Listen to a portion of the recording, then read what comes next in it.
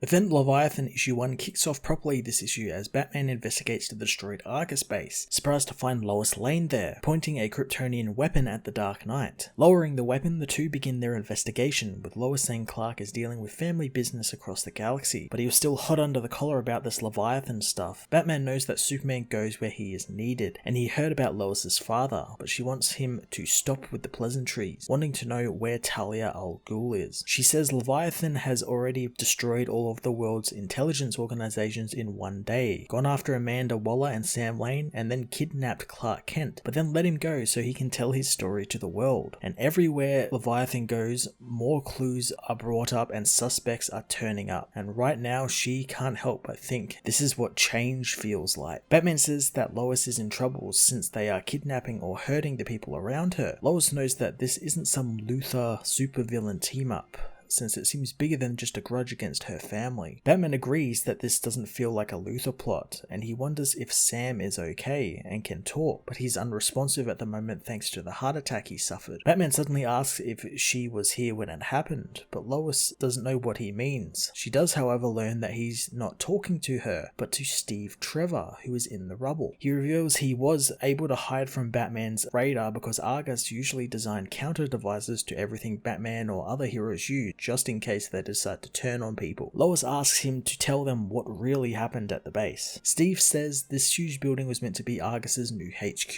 the Odyssey, disguised as a museum for super science, and 42 minutes before, Steve looks to remove Dr. Strange from the building. Strange says that this building is for the public and for the superpowered people, and they will be able to meet at the Odyssey and socialize. Steve stops her, saying that he isn't shutting her down, but rescuing her, telling her to abandon the building and the project or get shot for treason. Strand learns that the public don't know what the building really is yet, and it's because what happened with the DEO being destroyed that their building is now currently on lockdown. Steve says no one knows what exactly happened yet, as Strand says that she actually used to work at the DEO. Suddenly the giant monster arrives, beginning to charge up its weapon as Steve and his men evacuate everyone. Steve then is suddenly trapped in a protective field as he watches everything around him, and the people around him get obliterated by the monster as the building explodes. In the aftermath, Steve finds himself the only survivor. He tells Batman it wasn't Talia, it was someone else, and Lois says that when Clark was kidnapped, he noted Talia wasn't acting herself and there was someone else with her, and Batman knows that these attacks don't match her usual MO. They ask Steve why he thinks he was spared, but he doesn't think he was, saying it was his punishment for past sins. Batman asks him what sins he's talking about, and Steve says because he survived, he is Leviathan. Steve explains that there is no evidence of a force field saving him, it's just his word that he was the only survivor in this mass event, and now he either comes in for questioning or runs, making him Leviathan. He also states that Lois is Leviathan as well, and it's what Batman was about to say to her before he interrupted him. He explains that if Clark and Sam were targeted, that makes Lois a suspect in their disappearances and attacks. Batman knows that there will be more attacks, and Steve says that the pillars of society have already been pulled down, and every world leader is off hiding in their bunkers, and these attacks are just clearing the deck out. Lois really wants to talk with Talia, but Batman doesn't think that this is about her. It may have just happened to her though, but Steve knows that her family are full of liars, so he isn't buying anything that she says or even what Batman and Lois says. He attacks them, shooting Lois in the arm, but before he can do anything else, he is taken down by a taser arrow, fired by Green Arrow. Batman tells Oliver Queen that Steve isn't a suspect, but Oliver thinks that he just acted real guilty for someone who isn't a suspect. Batman says that Steve was right, and that crime scene was cleared of any evidence by the explosion, and that it itself is a clue. Batman knows that this was done by tech not seen by anyone, including him, and an energy signature was registered that isn't in his vast catalogue. Oliver knows that this attack was done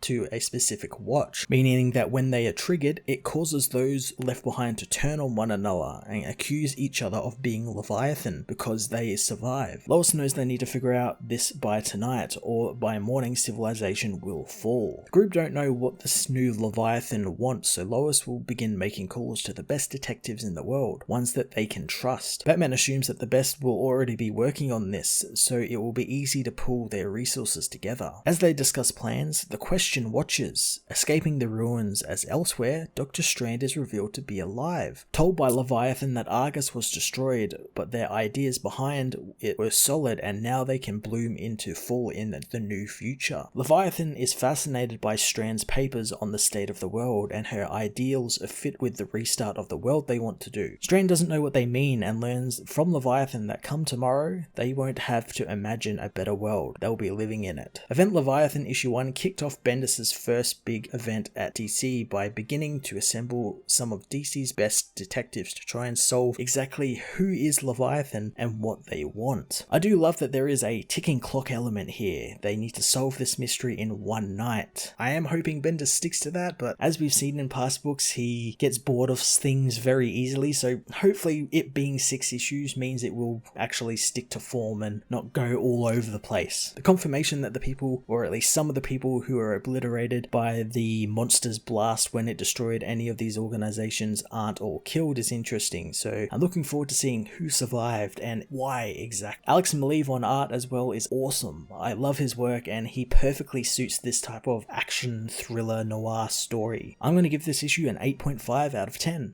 Hey everyone, thanks for watching my newest video. If you enjoyed it, you might also like to check out my other reviews here on my channel. You can also follow me on various social media platforms like Twitter by searching Matt_FOS, or even join the Comic Multiverse Discord server and chat with other comic book fans, including myself and Joel from Cape Joel. Want cheap comics and trades? Head over to the book depository with the link in the description to get the cheapest trades and comics around, along with free shipping anywhere in the world. Until next time, this has been Matt of the Fortress of Solitude. Thank you so much for watching.